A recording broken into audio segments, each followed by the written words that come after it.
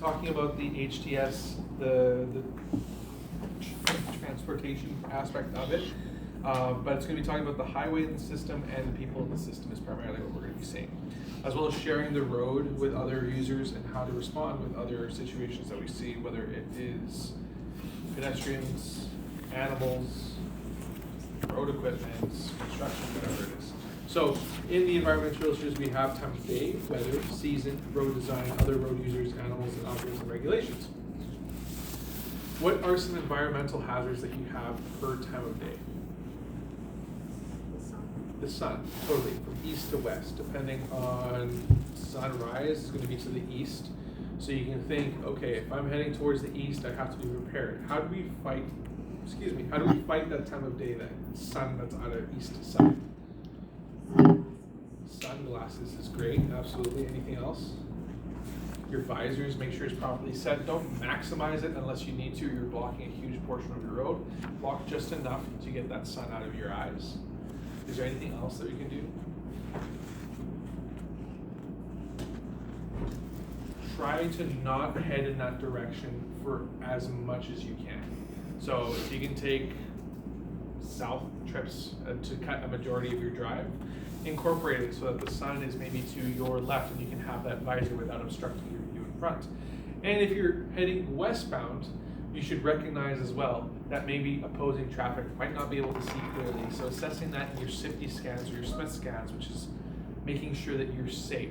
So if you notice that traffic has the sunlight directly in their eye line, maybe taking them into account in case something goes amiss. Maybe they don't realize that they're swerving into your lane. Being able to mitigate that and think ahead of time. Now, weather, what is affected by weather? Traction, 100%. Anything else? Visibility, 100%. Anything else?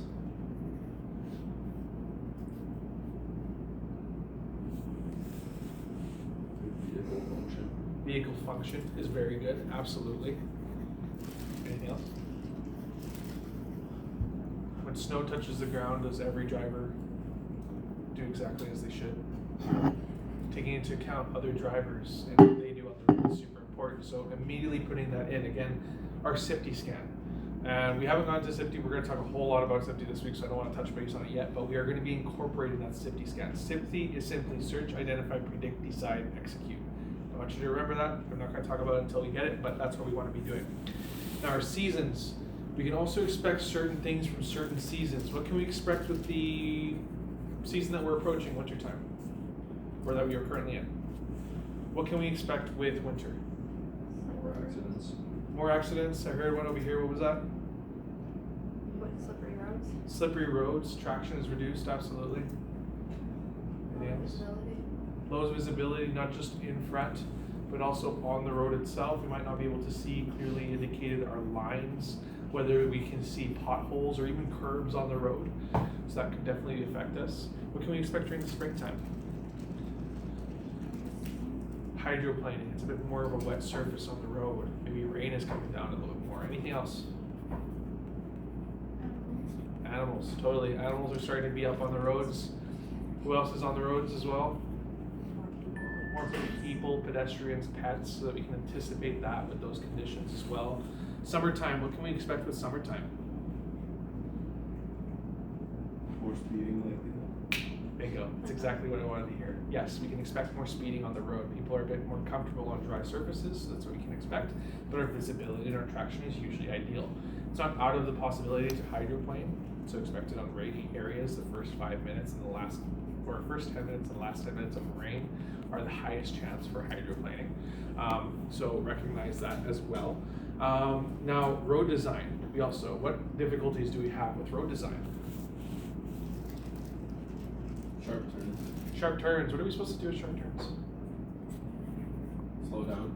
Slow down ahead of the curve. Exactly right. So what you want to do is go approach it at a safe speed. Sometimes you're going to get these yellow signs that are recommended speed limits. Now, even if you're above that recommended speed limit, you're not going to get a ticket from an officer.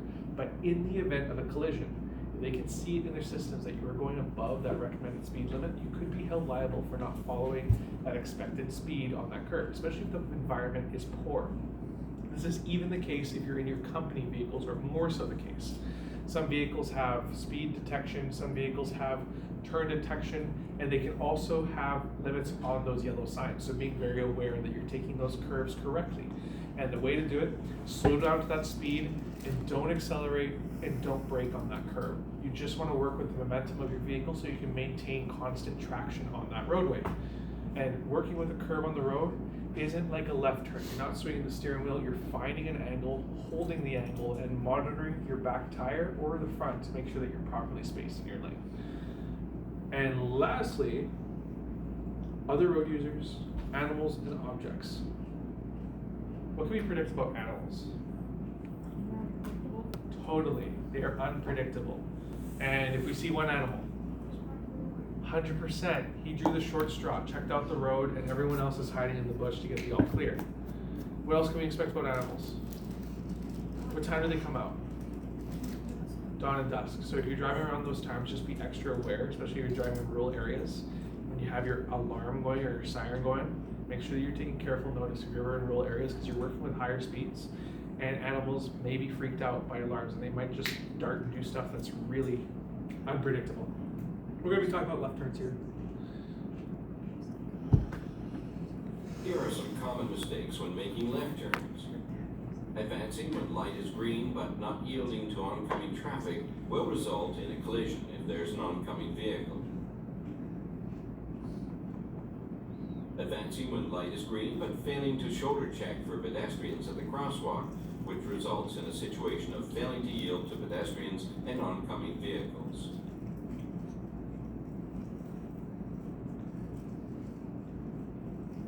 Turning too wide as a result of excessive speed may cause a collision. Also, a potential hazard is created by drivers who accelerate towards the intersection to meet a flashing hand signal. At a high speed, the vehicle is unable to turn into the left lane. Instead, it enters into the right lane, forcing the other vehicle to take evasive action. Turning left at the same time as a right-turning vehicle is turning into the adjacent lane. This situation creates crash potential. A large vehicle waiting to make a left turn from the opposite side may obstruct your view of oncoming vehicles. Taking a risk and turning left while unsure of oncoming traffic may result in a collision. In that situation, what would you do? You have a large vehicle in front of you, you want to make a left turn, but you're not sure if there's someone coming through. Just wait. Just wait, just don't turn. You can wait for the yellow light to come up if that truck doesn't move the entire duration, and you are legally required to enter that cross traffic. But still, On the red one? even if it turns yellow and then turns to red, you're still legally obligated to exit your lane, to complete your turn.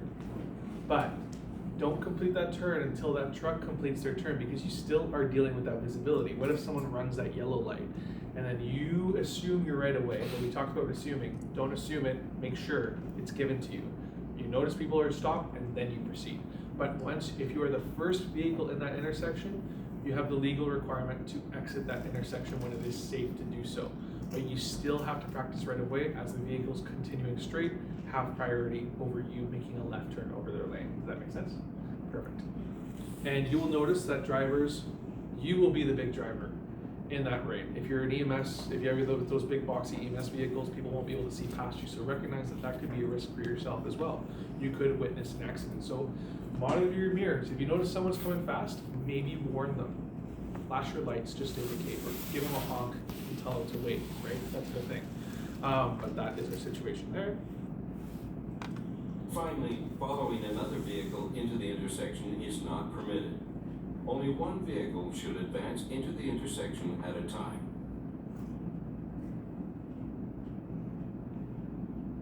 The correct approach to make a left turn with a dedicated left turn lane is to enter dedicated left turn lane as soon as possible. Observe signals and shoulder check. If the traffic signal shows an arrow indicated turn, proceed when arrow is green. If there's no arrow, advance into the intersection, keeping vehicle wheels straight, yield to oncoming vehicles and pedestrians at crosswalks, and then proceed when safe into the left lane. The correct approach to make a left turn without a dedicated left turn lane is to wait for the green light in the left lane. When light is green, advance into the intersection, keeping vehicle wheels straight, and proceed when oncoming vehicles have cleared the intersection and pedestrians have cleared the crosswalk.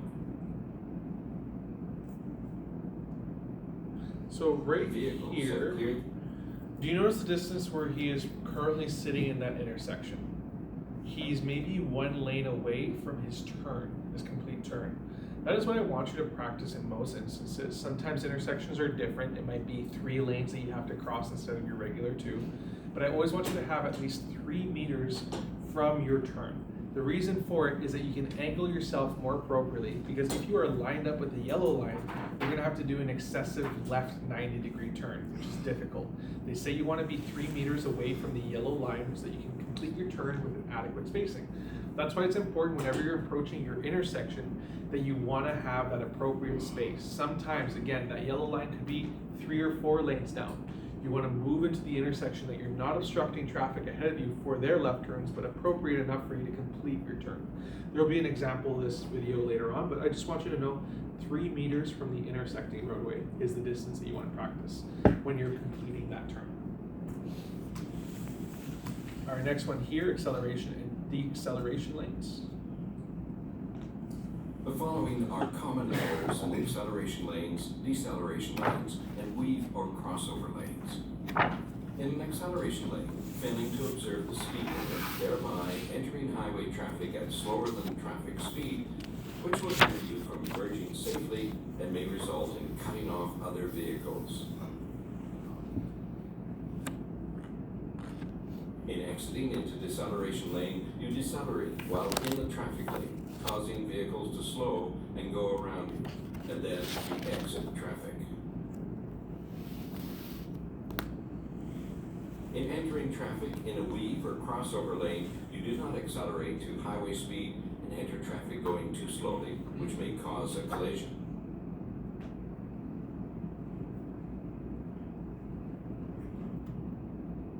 In exiting traffic in a weave or crossover lane, you do not decelerate and exit the highway at too high a speed, which may result in having trouble staying on the curve.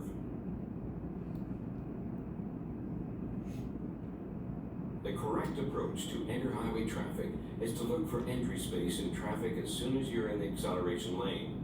Accelerate to traffic speed and continue to check for available entry space. Signal, adjust speed accordingly, move into the entry space, turn off signal, and proceed with the flow of traffic.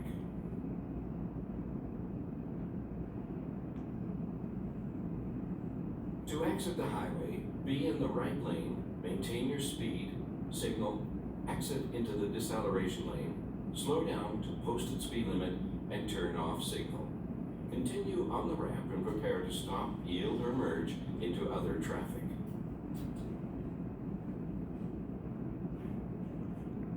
The weave or crossover lane requires a driver's full attention because vehicles are slowing down to exit the highway while other vehicles are speeding up to enter. It's important to control your speed and the timing of your lane change to safely merge with other traffic in this area. To enter traffic in a weave or crossover lane, look for entry space in traffic and accelerate to traffic speed.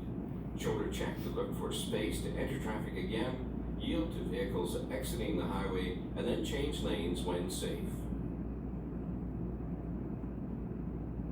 To exit traffic in a weave or crossover lane, use extreme caution. Check mirrors and shoulder check to look for exit space, adjust speed, then change lanes when safe.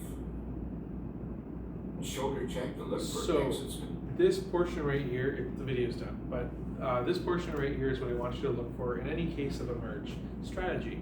So the strategy is if you see a vehicle that is entering the roadway, has their signal on, you can use that to your advantage. Use those vehicles because that is providing you space to make your merge, that flip-flop, easy.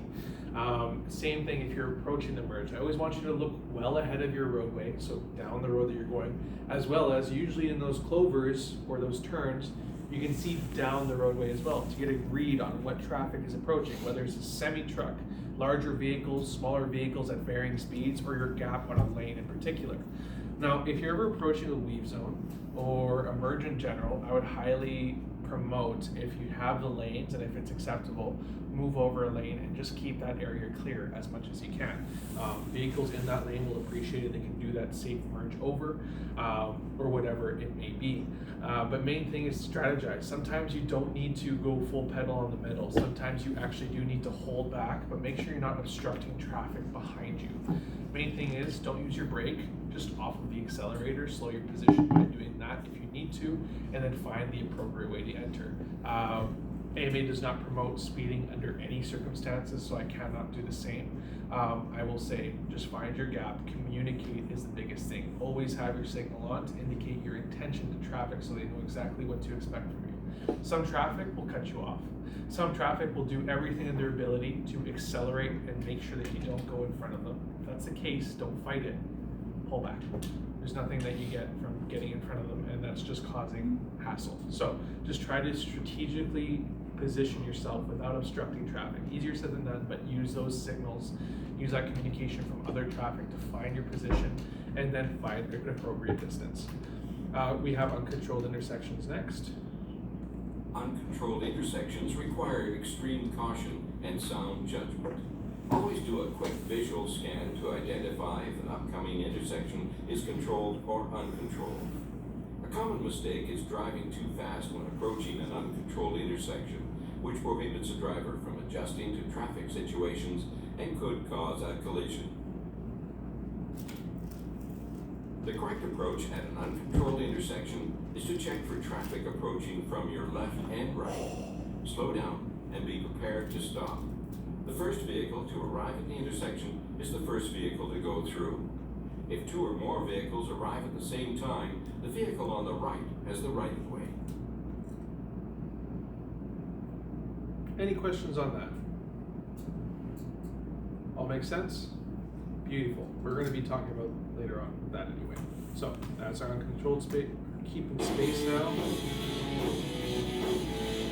Two common driver errors are stopping too close to another vehicle and following too close in traffic.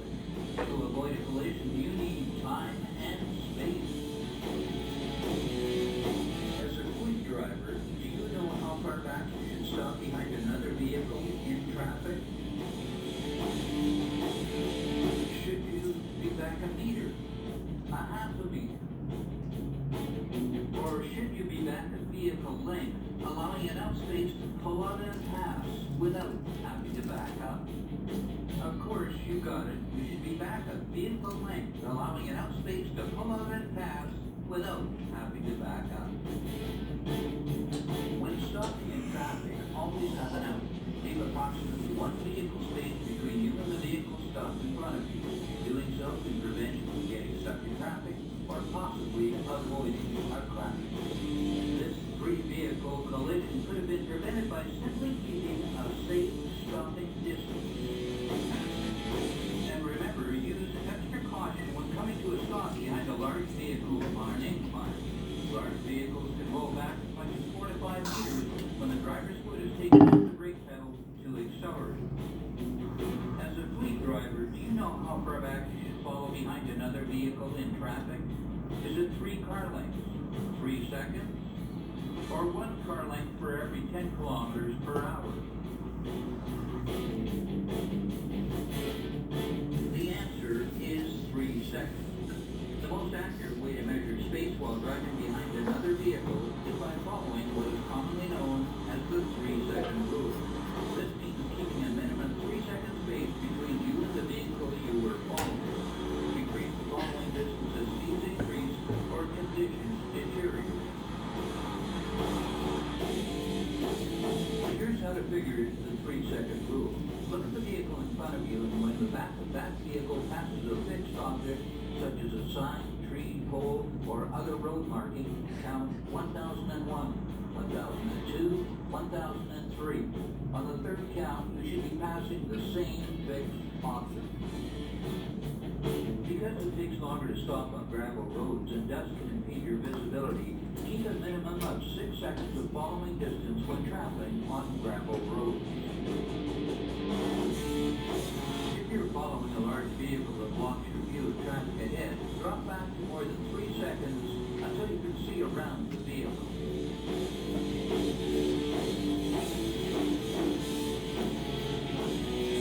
As a driver, you have the most control over the space in front of your vehicle. Remember, leave yourself enough time and space so you always have an out. Bang on. Makes sense? Lovely. So, our lane changes are next. We'll go through that. I'm not going to discuss it. Well, as you saw, lots of folks still heading home tonight. And when you're driving, you have to be prepared for the unexpected. Like when someone suddenly changes lanes in front of you without warning. Happens all the time, doesn't it? Tonight, in part 4 of our Bad Driving Habits series, Tony Ty looks at the dangers of not using your signals. There are 2 types of drivers. The ones who use their signals, and then the ones who don't. You must signal your indications. You must put your signal on, and you also must give drivers enough time to allow you in there. You can't just signal and hop across. Yet every day, drivers are doing it constantly. Police say they're either on a cell phone and they can't signal, or they aren't looking far enough ahead and they make sudden moves. I mean, what we're trying to do out here with people is communicate. Just because you know where you're going or how the road goes doesn't mean the other driver knows. AMA driving instructor Ron Wilson says in the city, you should signal a turn 30 meters ahead of time. And if you're turning off a highway, 100 meters. When you're changing lanes, he says, don't make last-minute decisions. Signal enough time so that you give that other traffic lots of warning that you're coming. The first thing you want to do before you do a lane change is you want to check your mirror and your blind spot before you even activate that signal. Traffic Constable Jim Lebedev says signaling is partly to blame for some of the traffic jams on Deerfoot Trail. Because people will be zipping in and out of traffic, unsignaled lane changes, and people are jamming on their brakes because really you're cutting them off, right? So, or the ones that come off the merge and don't signal and zip right over to the far left lane. If you're caught failing to signal, it's considered unsafe driving and it's a $115 fine. All it takes is a flick of the wrist and a little courtesy. Tony Ty, Global News. Now, be honest at home, how many of you do this? Our experts say you should walk routinely around your vehicle and check to make sure your signal lights are working properly. Don't think it happens that often. By the way, there's also a fine if your signal lights are covered by snow or dirt, so keep that in mind as well. People living on. Makes sense. Signal, signal, signal. Prices of signal fluid aren't too high nowadays, right? Perfect.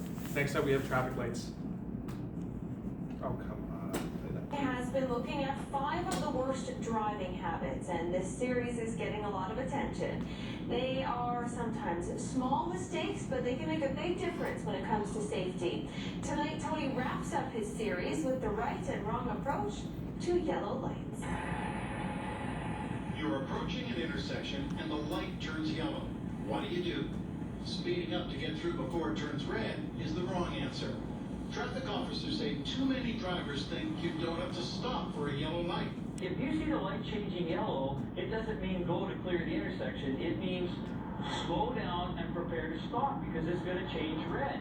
There is the section in the Traffic Safety Act that states fail to stop for a yellow light, and it comes with a $115 fine. Of course, it all depends on your speed, the weather, and how close you are when the light turns, but you have to be ready. But when you're coming up to traffic lights, look at the traffic light. You should be looking at least a block ahead when you're driving the city. So AMA instructor Ron Wilson watches the pedestrian crossing signal for signs of a possible light change. A walk symbol means a fresh green light.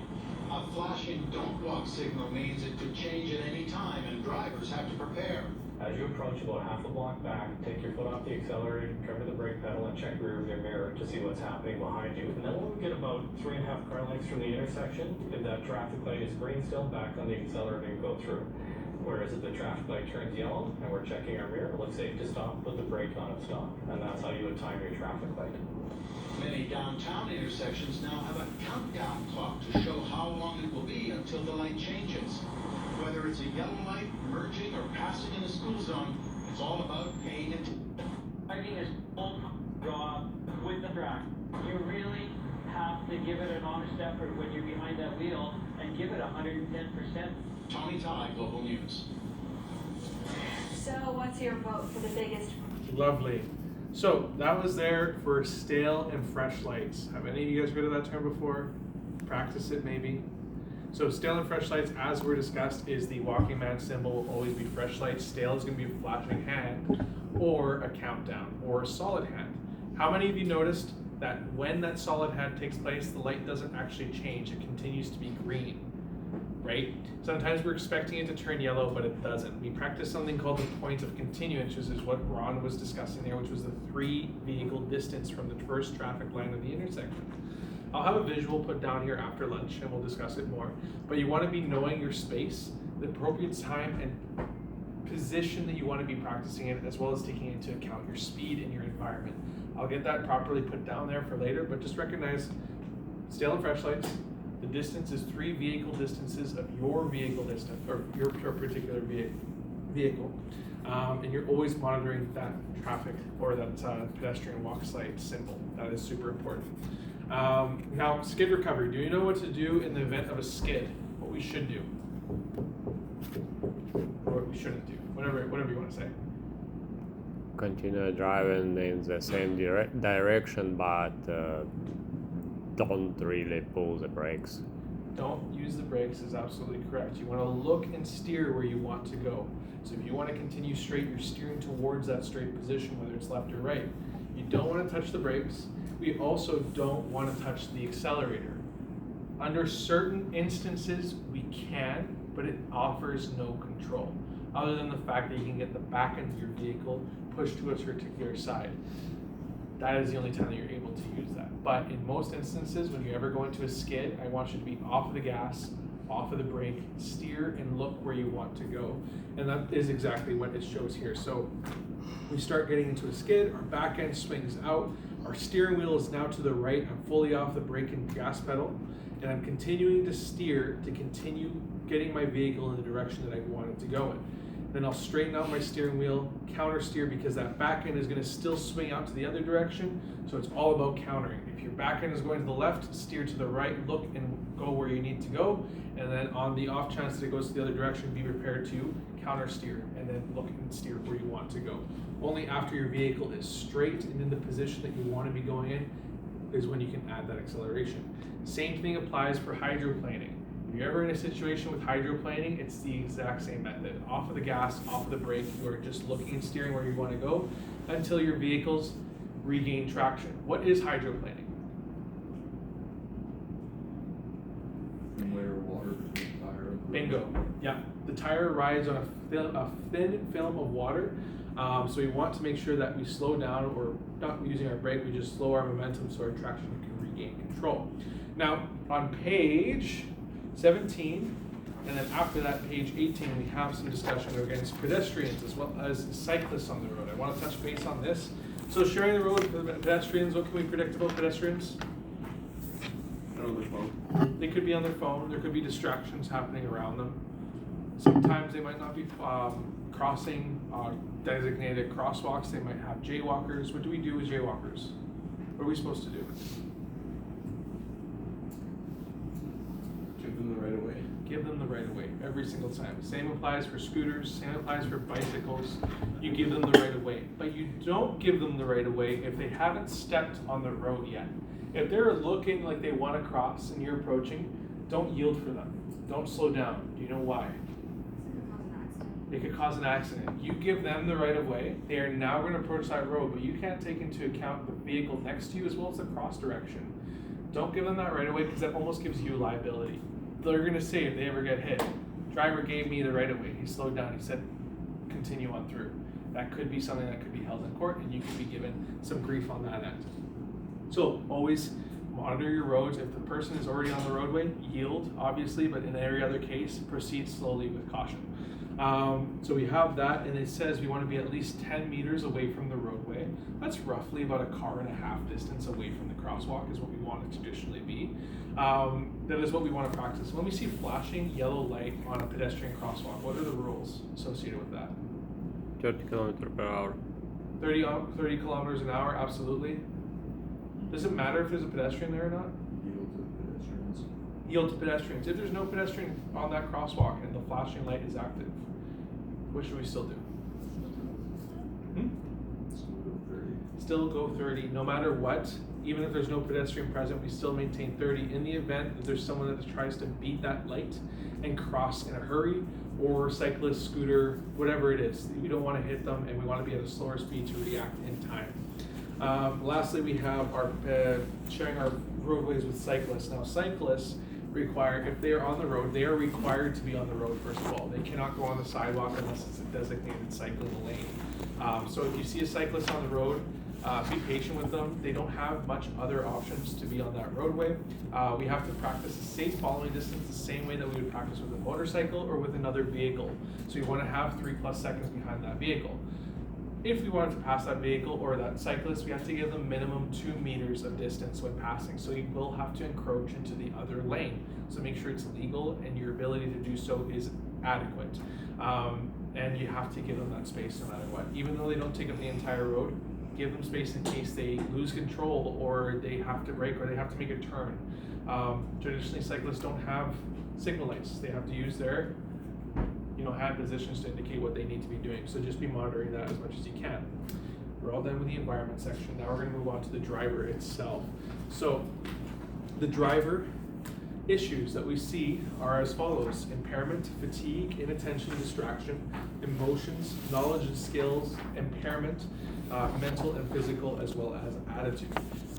So driver attitude is going to be discussed in this video here. Is there a difference between attitudes?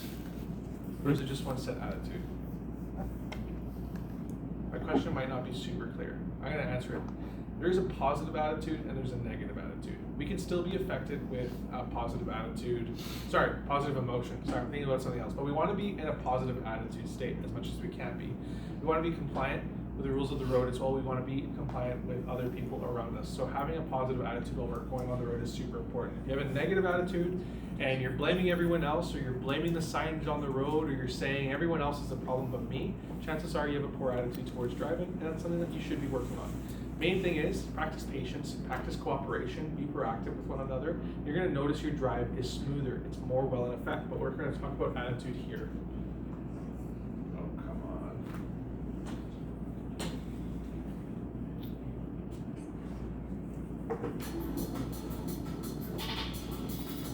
There are many reasons that can cause a person to drive more aggressively than usual.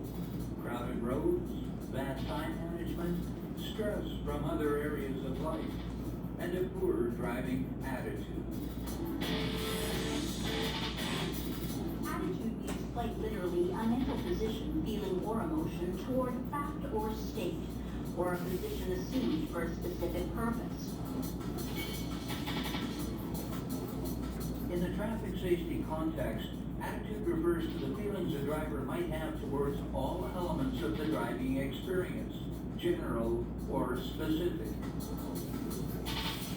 Attitude is the ruling factor in road user behavior. It is the filter through which all events are perceived and often distorted. In Canada, statistics tell us that 27% of all road deaths and 19% of serious injuries are as a result of speeding. Speeding is a mindset, and many drivers think of it as a way to get to their destinations faster. Many don't realize that speeding seriously affects your ability to steer safely around curves or avoid objects on the road, or that it shortens your space cushion. Many drivers even justify their speeding by saying things like, "I've been driving for years and never had a collision," or "Everybody does it," or "I can drive fast because I'm a good driver." It saves time, and time is money. Here's one.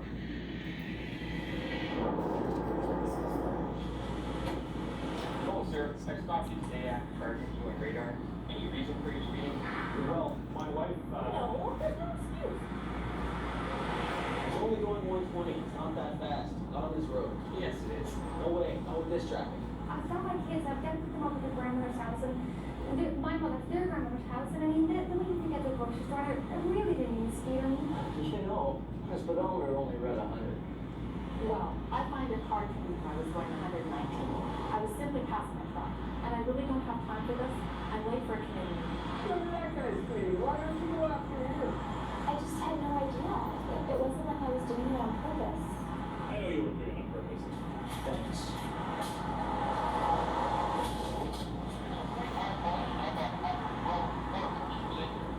Here's what can happen when you drive too fast for conditions.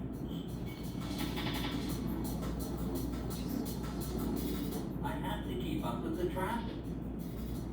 I have fast reflexes, so I can drive faster.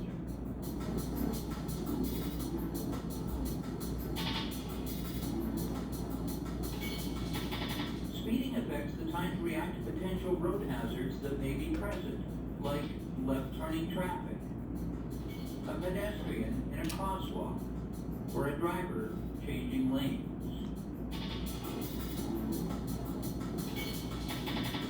Besides speeding, driver distraction is another one of the most common contributors to traffic crashes in Canada. Driver distraction is a problem that affects all road users. The term distracted driving refers to anything that takes your eyes, hands, or mind away from driving. But there are different types of distractions. Physical distractions are activities that take your hands off the wheel.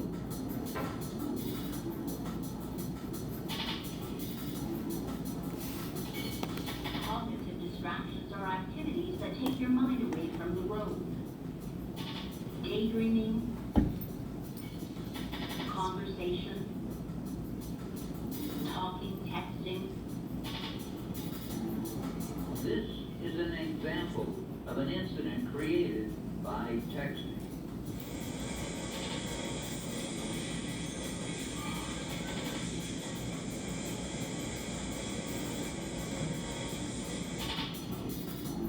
Combination distractions are activities that take your hands, eyes, and mind off the road.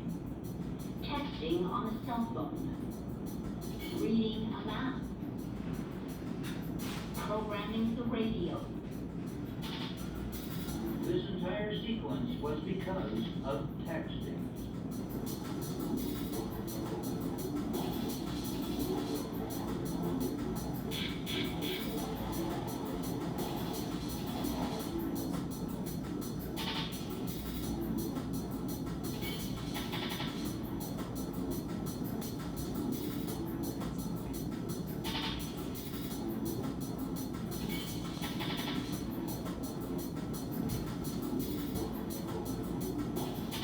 As a proactive company driver, remember to focus on your driving at all times. A split-second distraction behind the wheel is all it can take to result in injury or even death. A driver's success depends on the acquisition of knowledge, skills, and the right attitude. Of these three elements, attitude is the most important. It determines not only how drivers apply their knowledge and skill, but also how well they interact with other road users. Keep your eyes and mind on the road. If people drive responsibly, they will reduce the chances of conflict on the road and help make our roads safer for everyone.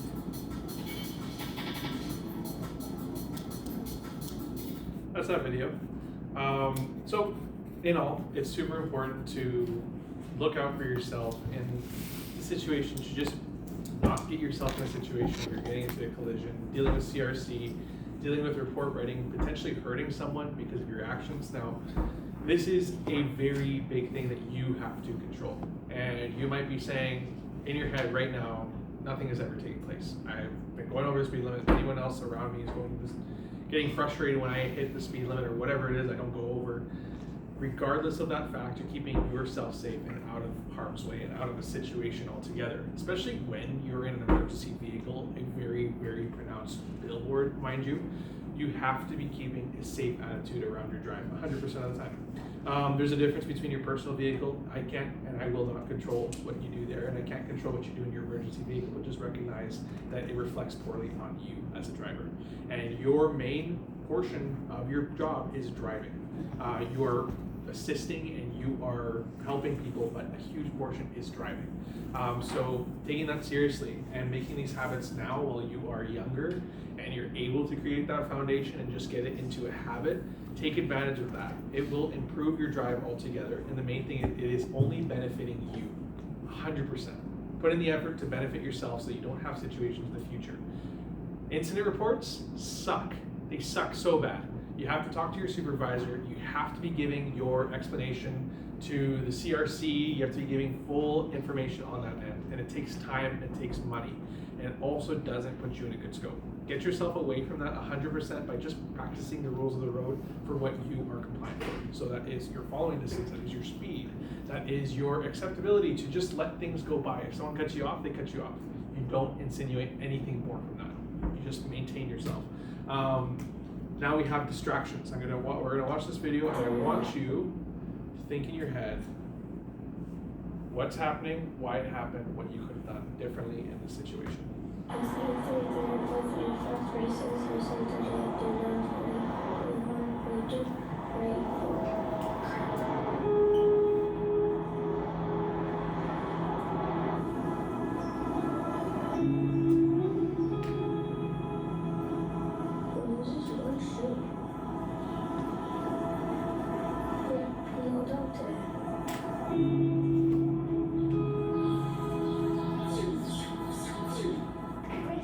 Let's do this, baby girl.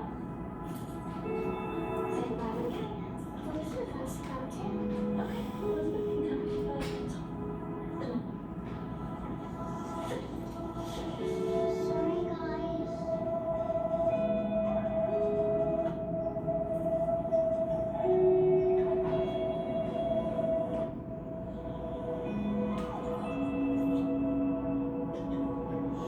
Come sit. That'll be $36. What's card? John. Give me one of those letters. The big one. What's up? Hey, so I think I'm gonna skip out early and try and catch a few innings in Danny's game. I'm sure you love that. Hey, what are you going to eat tonight? Would you eat in the zonies? Ugh, don't make me. Alright, that's okay. I'm good with whatever. Mommy, Elizabeth wants some ice cream. Well, she's a good girl, maybe we can get some on the way home. Very cold. She left a message with the other broker. Okay, so now what? Now we wait.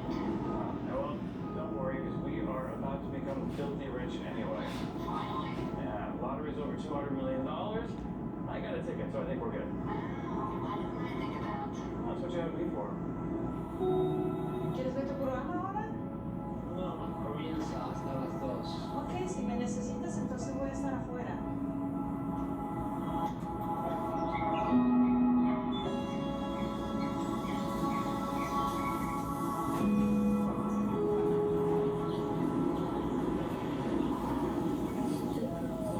Hey, you want me to pick anything up? You know what? I'll leave the zombies out of here. Hey, alright. Love you. Love you. Mommy, I forgot my crystal bracelet. Oh, that's okay, sweetheart. It'll still be there when we get back. Everyone loves the picture I posted of you.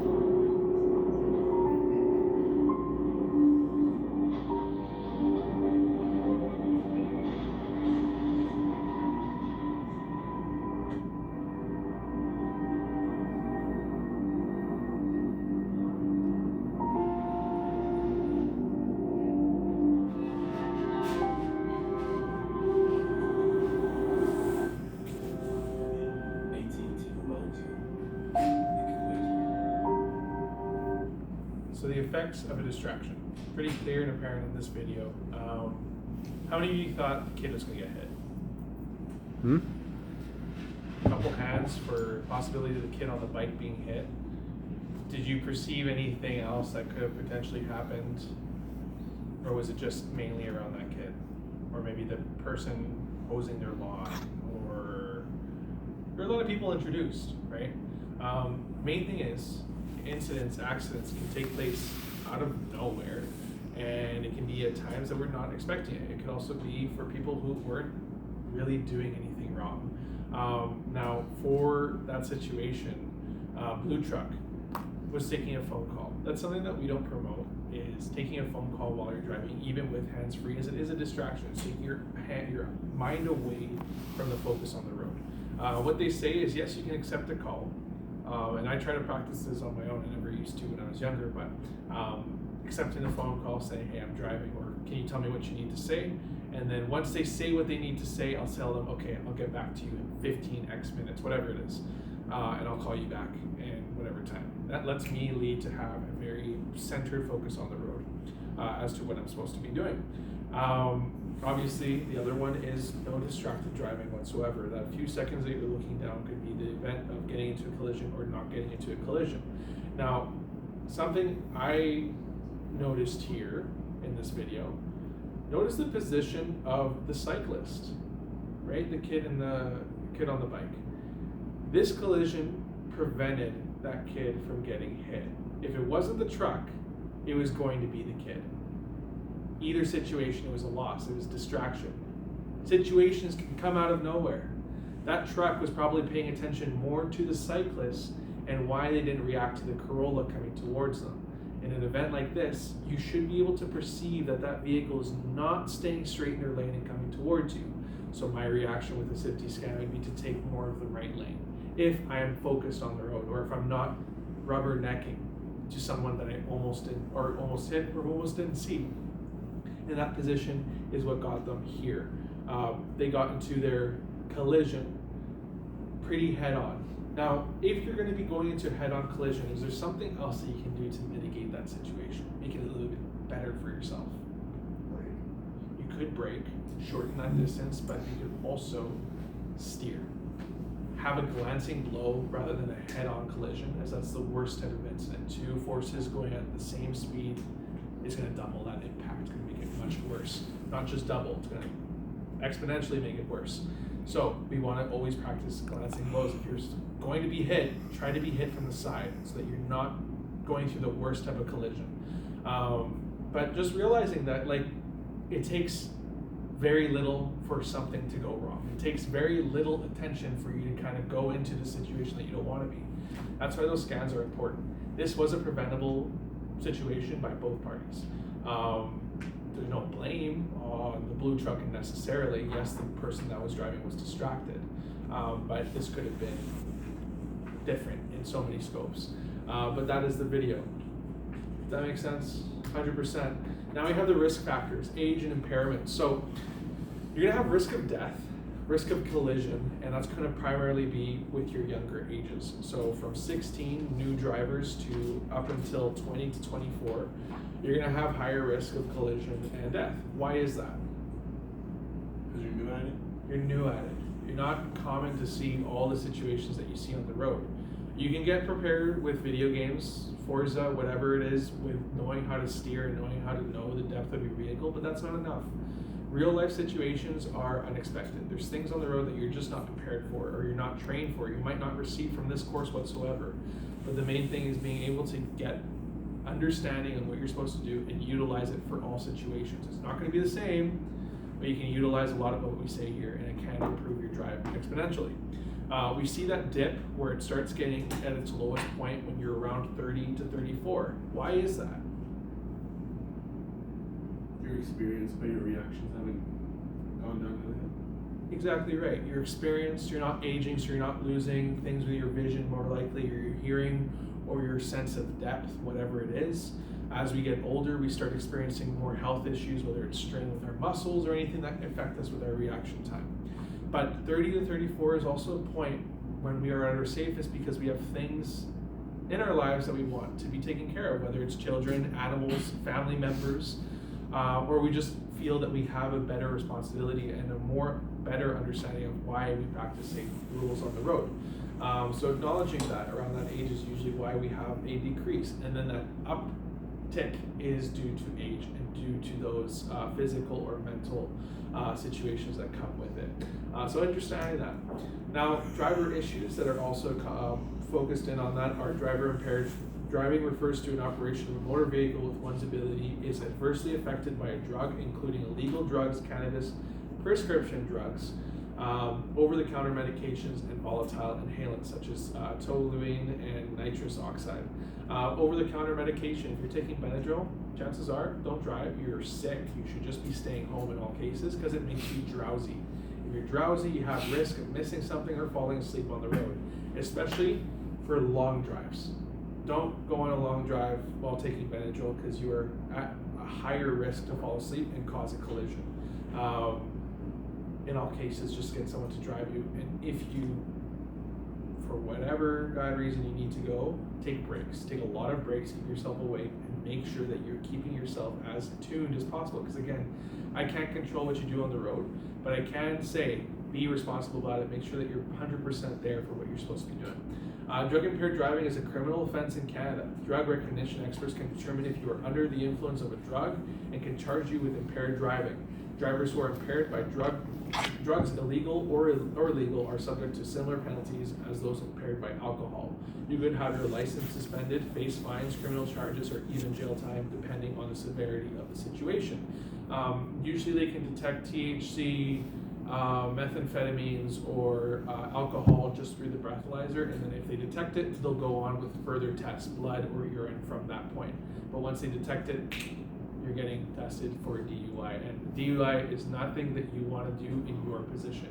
Driving related, that could get you in a very bad spot, so try to avoid it altogether. And then facts: marijuana can impair coordination, distract perception, and lead to memory loss and difficulty in problem solving. 1 in 6 Washington state drivers involved in a fatal crash in 2014 had recently used marijuana. Now, marijuana also affects our ability to see clearly. Sometimes our eyes are dilated the same way that we were taking medication, so we might not have the full perspective that we can see on the road. So just recognize that. Even though you feel like you can drive, even though you feel like things are normal, you don't know how you're responding outside of the vehicle. You don't know how you're being perceived on that end. So just be responsible about it. Seriously, that's it. Now we have our federal impaired driving laws. So our charges for a BAC, this is federal. So if you are caught with this above, you are charged fully with it, as well as your provincial. So that's going to be on page, we're going page 26. I'm going for a bit of a jump here. Yes, page 26, and then we'll talk about the actual effects on the body as well. So on our BAC is over 0.08. We are subject for our criminal offense under the federal act. Driving while drug impaired is 5 nanograms or more of THC per milliliters of blood within 2 hours of driving. Any detectable level of LSD, psilocybin, what is that? Psilocine, is that how you say it? Ketamine, PCP, cocaine, methamphetamine, 6-meth, and under within 2 hours of driving, and then 5 milligrams or more of GHB per 1 liter of blood within 2 hours of driving. A combination of both, or whatever X drug or alcohol is in your system, you are acceptable to have a BAC of 50 milligrams per 100 milliliters of blood, plus 2.5 nanograms or more of THC per 1 milliliter of blood within 2 hours of driving. Now, this is a very hard thing to measure. You're probably not going to know this, so chances are just don't operate if you've ever taken any drugs or whatever it is before your drive. Just hide the keys, put it somewhere else. Don't let yourself be even tempted to go drive. The penalties for the first offense is a mandatory minimum $1,000 fine with a maximum of 10 years imprisonment. That's in effect if you hit someone or cause damage or whatever it is. It's not just a regular pullover and they catch you with X amount of BAC in your blood. Second offense is mandatory minimum 30 days imprisonment, maximum 10 days in prison or 10 years imprisonment. And then third offense is mandatory minimum 120 days imprisonment and then maximum 10 years imprisonment. And then for your federal impaired driving laws as well, you are able to refuse a sample. So you're able to refuse a breathalyzer, but I wouldn't recommend it as they will just charge you for 0.08. BAC level even though you didn't test for it. So in all cases, it's just better to take the test rather than denying that access. And then refusal to comply with the demand for sample is one first offense, mandatory minimum of a $2,000 fine. Second offense, mandatory minimum of 30-day imprisonment, and then maximum 10 years imprisonment. And then third offense, mandatory minimum 120 days imprisonment, maximum 10 years imprisonment. This is the same as if you were being charged for that level. And then impaired driving causing bodily harm, you get a summary conviction, maximum 2 years, and then imprisonment less than a day. And then indictment, maximum 14 years imprisonment. And then impaired driving causing death is a maximum life imprisonment sentence. Then we have our provincial. We have the warrant program and the fail program in Alberta. So the warrant program is 0.05 to 0.079, and the fail is 0.08 and above. So if you get caught with 0.08 and above, you're charged for the provincial and the federal. If you're below that charge, you're going to just be charged for the provincial. Now the IRS programs for the Class 7, Class 5 GDL are different. So if you have a Class 5 GDL or Class 7, this is what you will be in effect. There's zero tolerance for any alcohol in your system whatsoever. So you'll be given an immediate license suspension of 30 days if you're caught. Immediate vehicle seizure of 7 days. Doesn't matter whose vehicle it is, it's still being taken away. And then your driver is liable for a fine and no escalating penalties from that point. Driver needs to be free of suspension for 1 year and to be eligible to exit the GDL program. That will not begin until 30 days or 30 days after your license suspension. Then you have the warrant program. So the warrant program is going to be your first offense of 0.05 to 0.079, 3 days license suspension, 3 days vehicle seizure, and the driver is liable to a fine. Second offense, 15 days license suspension, 7 days vehicle seizure. Again, doesn't matter whose vehicle it is. And then you are liable for a fine and a crossroads course. And then the warrant program for third offense is 30 days license suspension and then 7 days immediate vehicle seizure. You are liable to a fine and impact course. All of these courses are being paid out of your pocket, as well as all the fines that are accommodated with it. Now the fail program is going to be that 0.08, and that is going to be your first offense is going to be 90 days license suspension, so a month and a half. Or no, it's going to be 2 or 3. Sorry, what am I thinking? 3 months. 100%. And then immediate vehicle seizure of 30 days. Your other requirements are going to be planning ahead course with 12 months ignition interlocked after suspension plus a fine. Do you know what an ignition interlocked is? Yes. What's the difference between warn and fail? So the warn and fail program is going to be the BAC level, so the blood alcohol content. So I see. Yeah, the warn program is 0.05 to 0.079, and then fail is 0.08. So then all of the following with the immediate license suspension and the vehicle seizure are all the same. It's going to be 90 days and 30 days. The difference is in the duration of your ignition interlock system, as well as the courses that you're going to be paying out of pocket for. Now, ignition interlock, do we know what that is? Breathalyzer, circuit breaker. Totally, absolutely. So when you start the vehicle, it could be right away that it's going to beep, and it's going to get you to pull your breathalyzer to make sure that your BAC is below or non-existent, whatever it is in that system. If you do not blow into that sample when it starts beeping at you and you let it pass, the vehicle will shut off and the vehicle will not be able to be turned on until you take it to a mechanic. So it'll need to be towed, and I'll have to be given a charge to do that unlock through the mechanic. And it can happen at any time. You could be driving 5 minutes after you get out of your driveway, and if it beeps, you have to pull over and you have to blow your sample.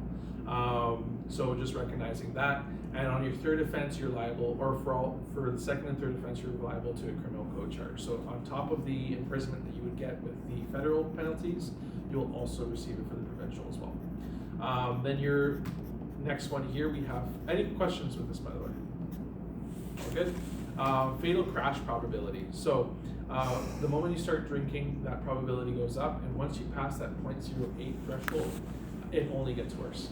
The 0.08 threshold is just taking into account what an average amount of people go through when drinking alcohol. You may think that you are able to be different or you're able to sustain your drinks, but just don't take the risk. The risk is far too great for your position as a professional driver. And also just think of the risk that you would become associated with that, the people that you affect with the actions of that. So I know, I just know the people around my circles might not take this more seriously, but it is something to be taken very seriously. You can change lives completely with the actions that you take. So keeping it completely clear, practice your day. So if you are going to be drinking, have a day to sober up. It doesn't just clear up after 8 hours. It doesn't work like that, and it'll show you in this graph that we have there.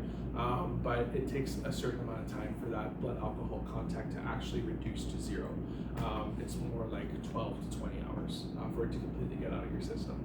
Now, the effects of alcohol and driving skills. So after the first and second drink, you're dealing with caution, reason, and memory is affected by those drinks. 3 to 4 drinks, you're dealing with self-control and judgment.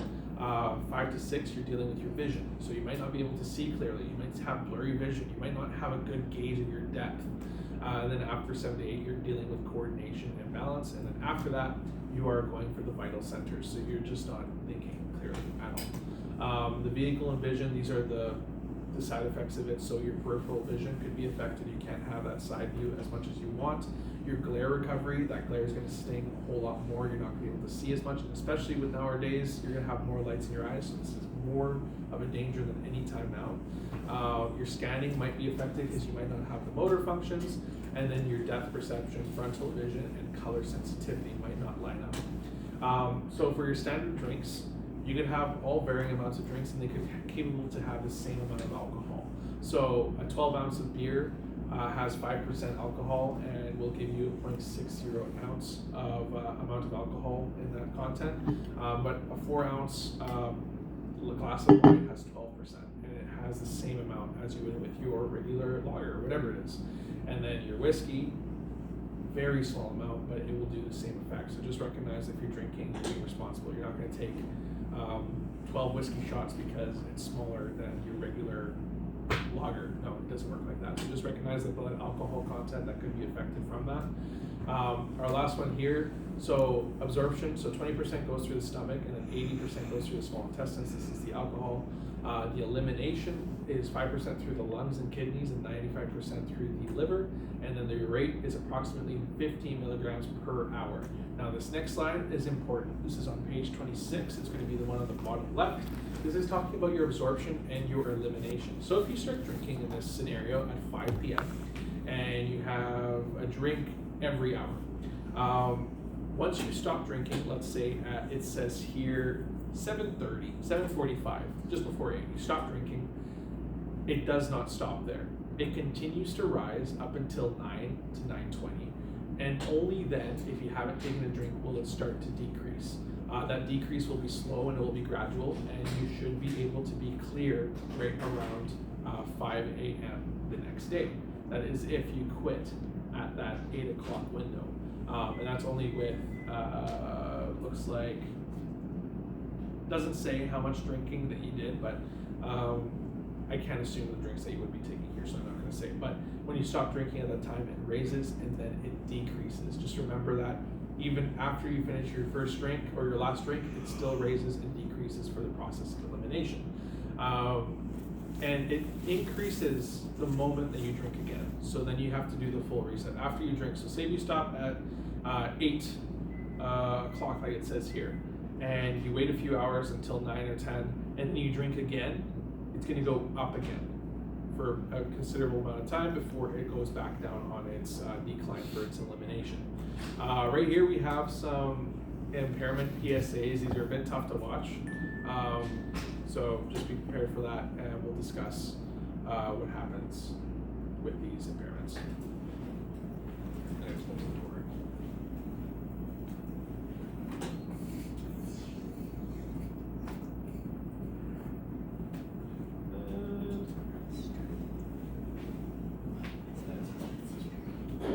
It's not just the physical injuries. You have to learn to cope with it. It's the sheer waste and the stench of alcohol. It's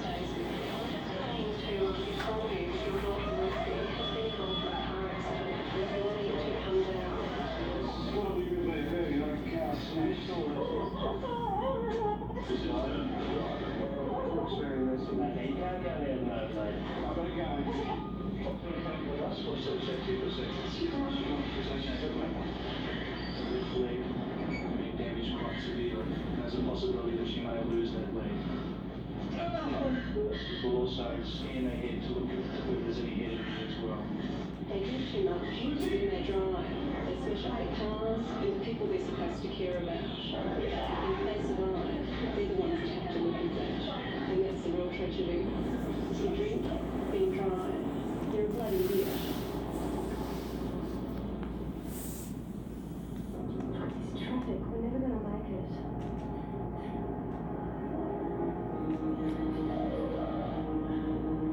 That was very stupid.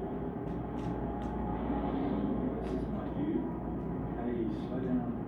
We'll get there. We're late. What's the time?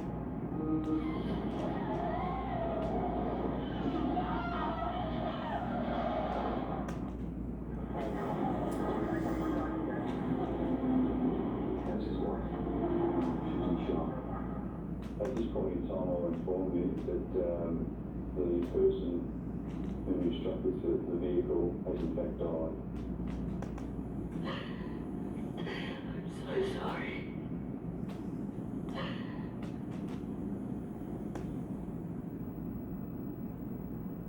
You're about to see the result of an accident.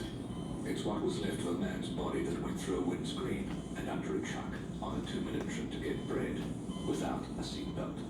Please look closely at the scars.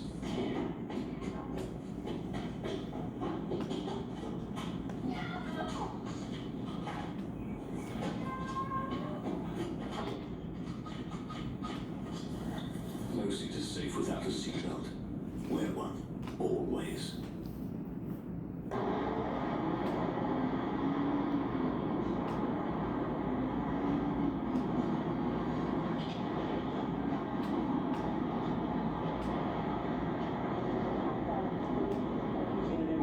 Nothing. Chris, what'd you say? Nothing, I'm not talking. Sit back. Can you just wait till you say that?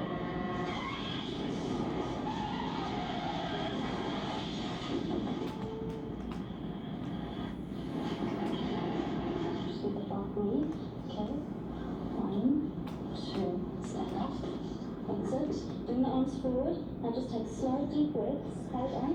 There we go. Bend your knee. Hold on, Katie. Bend your knee. Let yourself down slowly. Tomorrow it'll be fun. It'll be easier each day. I'm so sick.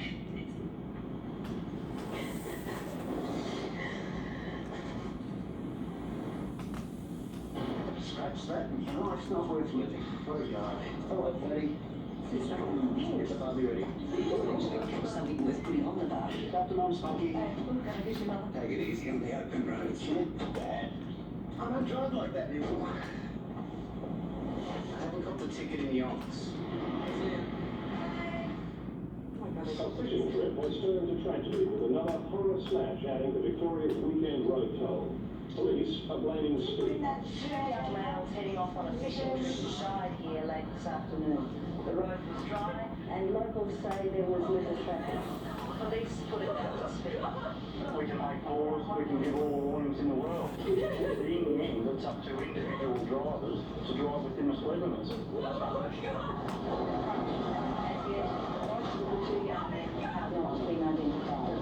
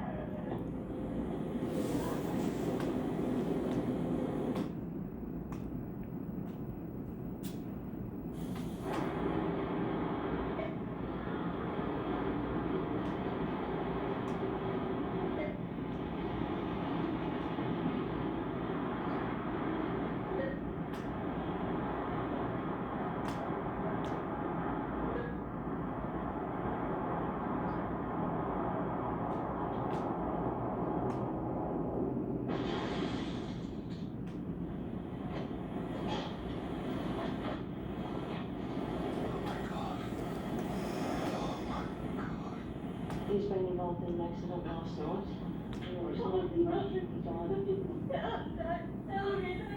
He died. I'm sorry. I'm really sorry. Come and sit down. I'll get out. Honey, what's wrong? Oh, no.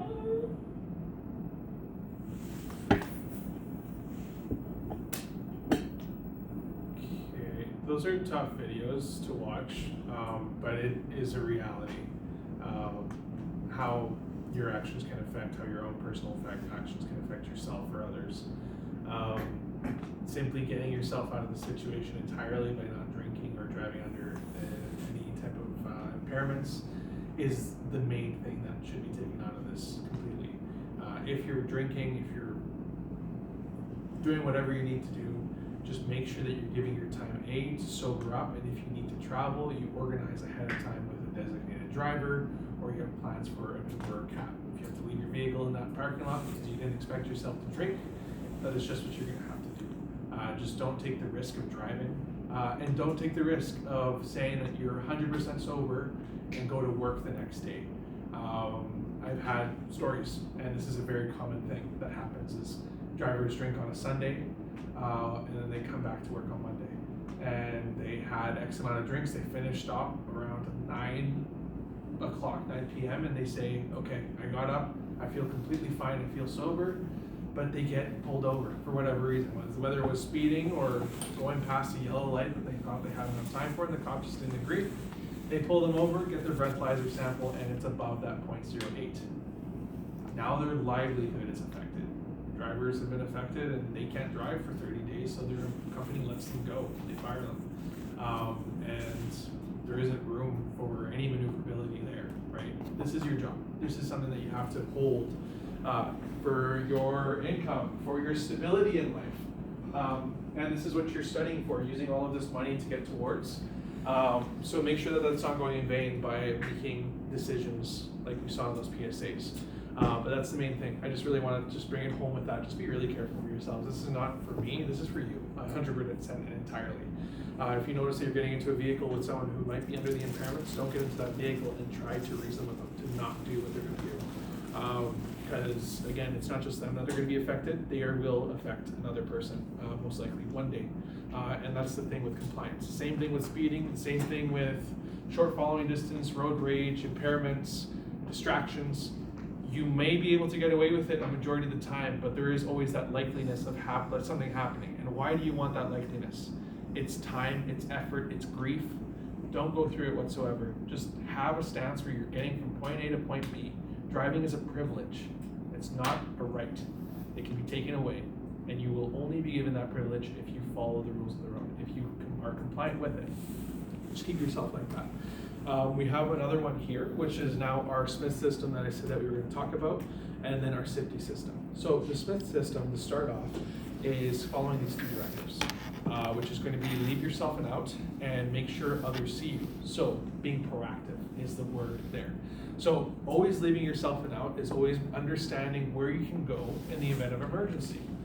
If you're driving on a 4-lane roadway, you have the right lane, left of the right lane, and then you have the yellow median or yellow marker line, and then you have opposing traffic. If you're noticing that your lane is congested, you have a bus in front, let's say, just ahead of an intersection. Your lane is taken away. But you have traffic coming in from the left, and you have a lot of traffic coming in from the other direction. When you're making your lane change, make sure that it's clear and that it's effective for you to go over. And if you do go over, monitor that vehicle behind you. If they are not paying attention, if they're going too fast, understand, okay, if I need to, I can get back to the right lane. But if I can't take the right lane, what are my other options in the event of having to evade whatever is coming towards me? Think of it like that. Another way to think of it is, you've probably seen this, you're approaching on a roadway, you're heading whatever, northbound, and you see a vehicle coming out of the alleyway. It's kind of a blind alleyway, and you can't tell if they're going to just zip on through, if they're going to come to a stop. That is your safety scan or your Smith system in action. You're identifying them as a possible risk. You're not doing anything with it yet, but you're thinking of your exit strategy. And if that person comes up in the right lane, what will I do? Will I slow down? And if I slow down, will it affect the driver who's potentially behind me? Are they close to my bumper, or are they giving me an acceptable distance? And if they aren't giving me an acceptable distance, is there a lane that I can take on the left, or a way that I can get away from the situation in case that vehicle goes into a T-bone incident? That is your safety scan. Make sure others can see you. So this was talked about earlier, not using our lights gets people frustrated. Gets me frustrated too.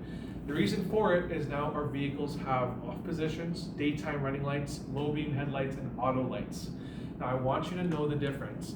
And I want you to know that anytime you're driving a company vehicle, a large vehicle, you should always have your low beam headlights on.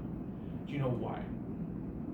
You're not blinding people in front of you. You're not blinding people in front of you is definitely it. But the reason why I want you to have your low beam headlights on is because it turns on every single light. No matter the time of day, no matter the conditions, it turns on your low beams, your marker lights, your tail lights, everything is on, you're fully visible. If you have your daytime running lights or your auto lights on, it goes off of the sensors. So sometimes during portions of the day, you won't have your tail lights on, or you won't have your headlights on. It's all dependent on the sensor. So if you can, in your own personal vehicles as well, always travel with your low beam headlights on. It just makes more sense. You're always visible, you don't have to mess around with your lights, and you're constantly seen. Use your signals as well, obviously, to make sure that others can see you. Another way is eye contact, hand position, honking the horn politely, not slamming that horn, right? 5-finger waves instead of 1-finger waves, right? We have to be practicing that, making sure that you're not making the roads more aggressive than what they should be. Now, the X part of the actual Smith or safety system is looking well up ahead your roadway, keeping your eyes moving, and always having a complete full picture of what's happening in front of your vehicle, to the side of your vehicle, as well as behind your vehicle. So, looking well ahead. They say that you want to be looking 12 to 15 seconds ahead of your vehicle while you're traveling in urban areas. That's about a block to a block and a half ahead of your vehicles, how far you want to look up the roadway. In a rural area, you want to double it, 20 to 30 seconds. So as far as the eye can see when you're traveling in rural areas. Keeping your eyes moving, they say you want to move your eyes every 2 seconds. So constantly be moving your eyes. An instructor from the UK that joined us recently has an excellent way of positioning it. You also want to incorporate a rainbow. You want to look in your side view mirror, your rear view mirror, and your side view mirror on the passenger side. A rainbow motion as well as scanning behind you. Now your mirror check should happen every 5 to 8 seconds. Your eyes should be moving every 2 seconds. I found in downtown Edmonton, there is usually an entrance to an alleyway, an intersection, or parking lot entrance every 2 to 3 seconds. So do that left, center, right scan every 2 or 3 seconds to make sure that you're properly identifying what's on your roadway. And then any time that you anticipate that you have to use the brake pedal, or you are using the brake pedal, what should you do?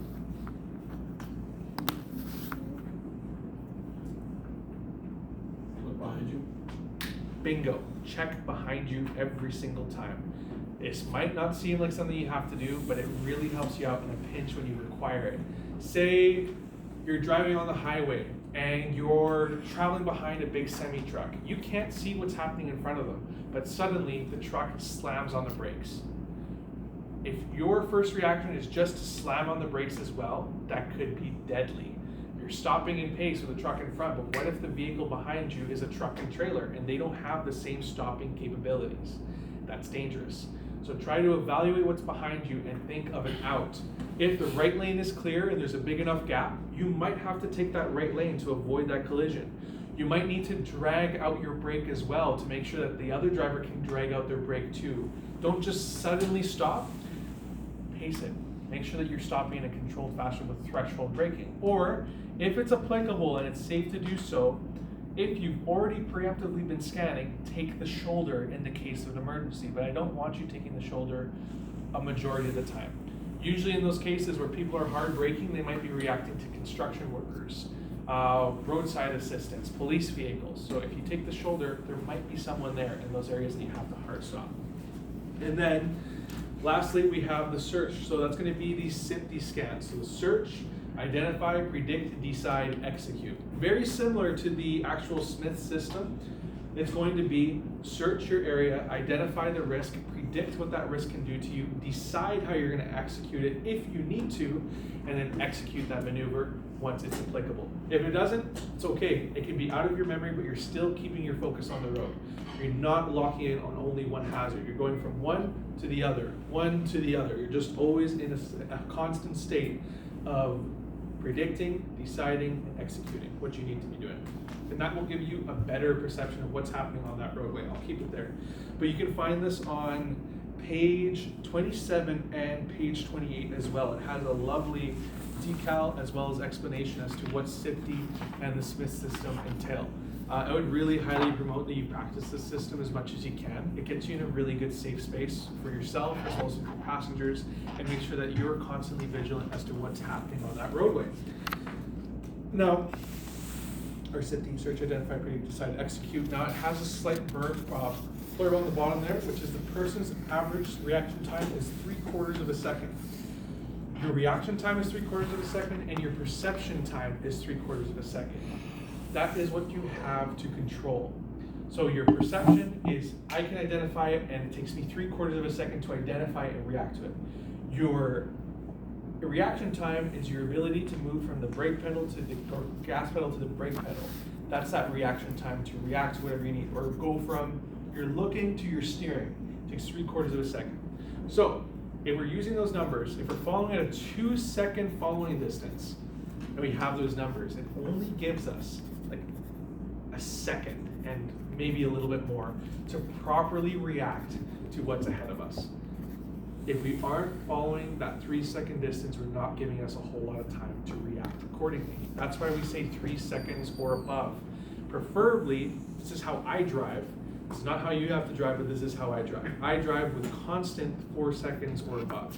I like to have more space in front of my vehicle because I know that I would appreciate more time to react to whatever comes ahead of me. Drivers behind me might be frustrated that I have such a big gap in front of me, but it's for my safety. And I keep the speed limit, maybe a little bit under if the conditions are poor, but I don't try to get bullied, or I don't try to get pressured to go above the speed limit. Because once you're above the speed limit, you're not explaining that to a cop. The cop's gonna say, why were you speeding? The guy behind me was tailgating me. That's still not an excuse. You're also keeping it so that you don't get into a collision in front of you, but as well as behind. The more space that you offer yourself, the better you're able to react and maybe drag out that brake for that tailgater, so you don't get into a situation. If you're rushing, speeding, small following distance on your way to work because you didn't wake up in time, and now you're rushing to work, that risk is there, but understand that is your risk. I would say just drive the speed limit. You're gonna get to work when you get there. You might get there 5 minutes faster if you're speeding and following closely to other vehicles, but is that time worth it? What if you get into a collision? Now your time is extended by maybe half an hour to 2 hours. Who knows what type of collision you're in? Is it worth it? That's it. Is it worth the risk that you're taking on? And at that point, that's completely up to you as a driver. I am not in relation to that. I am just giving you the fundamental skills to improve your driving. Now we have the vehicle SIFTI. And one more thing, I just want to very much reiterate this section here. It might be in your test, okay? Your perception is 3/4 of a second. Bingo. Now we got the SIFTI scan, so we're gonna do this together. We're gonna pause the video and we're gonna talk about it. So, right off the bat, it'll tell us what we see, but what do you see? What are some things that you're aware of on this roadway using your SIFTI scan? No right turn. No right turns? No lights. No, yeah. So no right turns. Why would a no right turn be available at that intersection? One way road? Bingo. If you have a no right turn or no left turn, that could be insinuating that you're not supposed to be down there because of a one way, or maybe it's a pedestrian only roadway, right? It could be that. So we have that identified right off the bat. We have a sign on the side of the road as well on the intersection cross lane. Anything else that we're scanning? Your pedestrians as a whole, you're identifying your pedestrians. We see a cluster of pedestrians on the corner of that street. You don't necessarily need to slow down, but you can evaluate what their movements are like. A lot of things can come out of body language. Whether someone is shifting, moving over, you can kind of predict what they're trying to do. You can also do the same with vehicles. Vehicles are extensions of people's bodies. If you see the steering wheel move slightly, or if you see their position move, or you see their head move to the right, what can that get into your head? turn. They might want to move over, so you're using that in your safety scan. Now, not only the pedestrian, what else can we scan about that particular crossing? We learned about it earlier. Bingo. So identifying it immediately as you're approaching that intersection. Hey, this is a fresh light. This light is not going to change because pedestrians are still expected to cross. You're identifying that in your safety. You don't have to expect to slow down or stop. So you can cruise through this intersection without any issue. Is there anything else that you're identifying in this roadway? Car on the left, immediately. We want to be driving in a position that we're not staying in their blind spot. We're just a little bit behind, so we're still fully visible in their mirror. Anything else? There's like a pedestrian on the road. Yeah, there's someone on the road. It's not pedestrian, it's a cyclist, but good scan. Absolutely, we see someone on the roadway, and we talked about the distance. What is the distance with the cyclist that we should be operating? Car space. A car space behind, and if you wanted to pass them, 2 meters. Exactly right. We want to give them space. Anything else that we can identify about this particular intersection?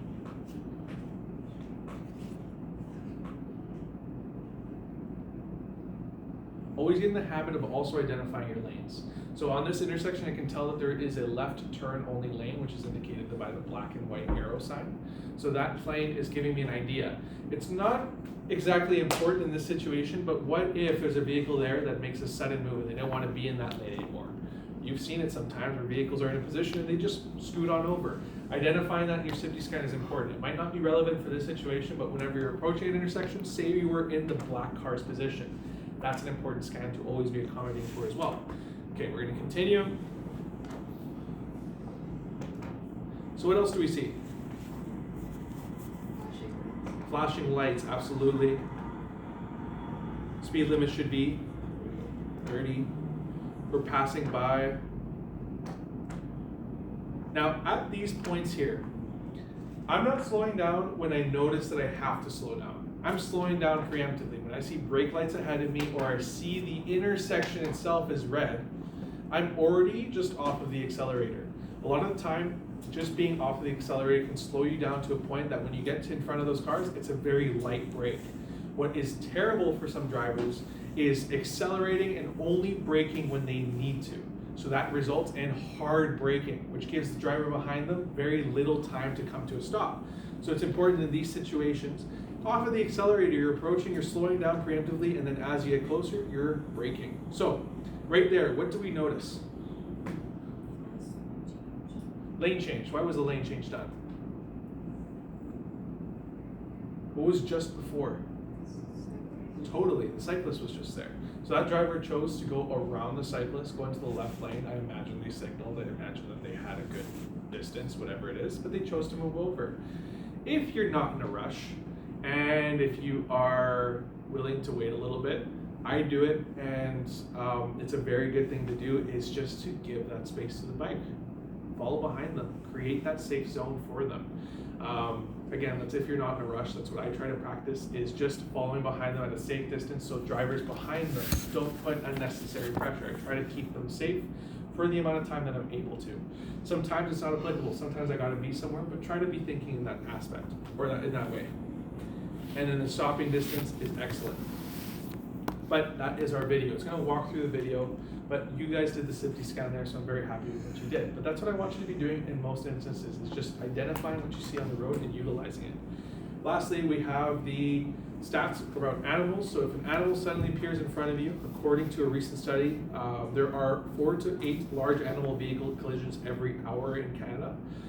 In Alberta, 90% of animal vehicle collisions occur in rural areas of the province. In 2016, 60% of crashes on rural highways involved an animal. A study showed that between 2002 and 2007, more than 1/3 of collisions involving animals occurred between 7 p.m. and 11 p.m. in Alberta.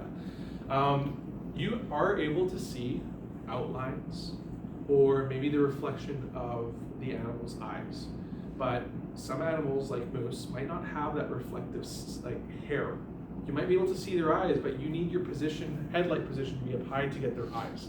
So a lot of times, moose are the most dangerous for 2 reasons, or for a couple of reasons. Their weight is distributed to the top. So when you hit a moose, the mass is going through your windshield, right? And you can't see them because usually in most vehicles your headlight position is not fixed upwards, it's on a low position, so you can't get that reflective off the ice. So make sure you're scanning as much as you can. If you see a sign like this that says attention, moose, for X amount of kilometers, take that seriously. It's been proven that they go around that area. Try to practice caution and patience in that area as well. Strategies to improve your visibility by keeping your vehicle's windshield clean inside and out. That goes as well with your headlights. And obey the speed limits and drive at a safe, appropriate speed for the conditions. Even if the road says 100 kilometers on a dark rural highway, I would traditionally, if there's no one behind me, I'd be going around 80 so that I can make myself safer in that situation. You could also be using your high beams if there's no one around you, which can improve your visibility, but just acknowledge that. There was a video that I saw not too long ago, and it was a vehicle driving on a rural area, and they were heading towards another vehicle, and their vehicle had their high beams on, and their vehicle was approaching, they couldn't see much, and then suddenly, when the vehicle was almost in front, they just barely saw the silhouette of the moose, and they already struck it, right then and there. Because of vehicles' lights coming towards you, it can affect you with glare, and it can affect you with your visibility as well. You might not be able to see as far as your headlights see. So realizing that as well. If you see anything, flashing headlights, if you notice that vehicles' movements are erratic, take that into account that there might be something on that road. That's it. And then, if an animal suddenly appears in front of you, decide if you can stop safely. If you can't, you need to figure out a way to steer around the vehicle, which we will practice in the evasive maneuvers on Tuesday and on Thursday. You might have to choose between hitting the animal or risking crash with another vehicle. Hit something that gives and hit it with a glancing blow if you're able to. So it doesn't go through your windshield, that it hits the pillar of your vehicle. Slow down, check mirrors, and use threshold braking, and resist the urge to slam on the brakes, possibly sending your vehicle out of control. This is very real. And then leave lots of space if you choose to drive around an animal, as an animal may run in any direction. They're very unpredictable. And if driving around an animal to the left, look well ahead to make sure that there's no oncoming traffic. In all cases, they say you want to always steer to the right, avoid the left. And that goes with dangerous situations like a driver losing consciousness or not paying attention and they're going into your lane. Wait until they change their mind, slow down preemptively, try to effectively control the situation, but don't veer off to the left, because what if that person suddenly gains consciousness, or they start realizing, okay, I'm focused now, I see what's happening on the roadway, and then they steer back in their lane. So try not to go to the left, because that's usually the person's first reaction. Steer to the right and hit something that gives rather than a solid object. Don't hit a solid object. Gives is like a bush, long grass, or a ditch, something like that. And then your safe driving strategies are time management, strategic thinking, and hazard recognition. Time management is simply stating, if you need to leave and be somewhere at 8 o'clock, don't leave it, and it's a 30-minute drive, don't leave at 7:30, leave it like 7:20, 7:15. Give yourself some time so that A, you're not in a rush, and you're also taking into account if there's any disruptions, you can get there in time. And then strategic thinking, always think of your vehicle placement, what's on the roadway, and how to properly assess it. How many drivers take 1 minute to plan the trip? Okay, risk and risk taking. So risk is the possibility of loss or injury, peril, a person or thing that is specific hazard, to expose a hazard or danger, to incur the risk of danger, a dangerous element or factor, and decision to perform a task with some probability of failure. Now, these are all things that risk is. Now we have the risk-related behavior, includes, but it's not limited to hazard awareness, risk perception, risk acceptance, and risk management. So we can take risks. You are fully able to take risks, but understand the risks that's associated with it, the extent of if you want to get into that risk and what it causes, as well as risk acceptance. If you want to make that left turn and you notice that there's not that much space, but maybe just enough space, and you choose to take that risk, you understand that if you get into a collision, you could be in a peril. That's it. You could wait your time and minimize the risk altogether and wait for another gap to appear. But that is your risk in a nutshell. Driving is probably the most dangerous activity you will ever do in a job. Crashes, over 163,000 people are injured in the road crashes in Canada every year. Over 18,000 in Alberta. Deaths, over 1,800 people are killed on Canadian roads each year, almost 1 death a day on average in Alberta. And then speeding factors about 25% of deaths in Canada. So this is where we're going to finish off. This is perfect timing, 12:30. We are going to get back here for latest 1:05. Sound good? 30-minute break. You can use the microwaves just behind us, and there is a big, you saw it when you're coming down the stairs, big tables. You can take your lunch here, or you can take your lunch in here, whatever you need to do. Kingsway Mall is like 4 minutes walk just across the street, as well as an A&W. Feel free to do whatever you want, but there's a couple accommodations around here. But that is it. I'll see you at 1:05, okay? Perfect. Thank you guys for your attention.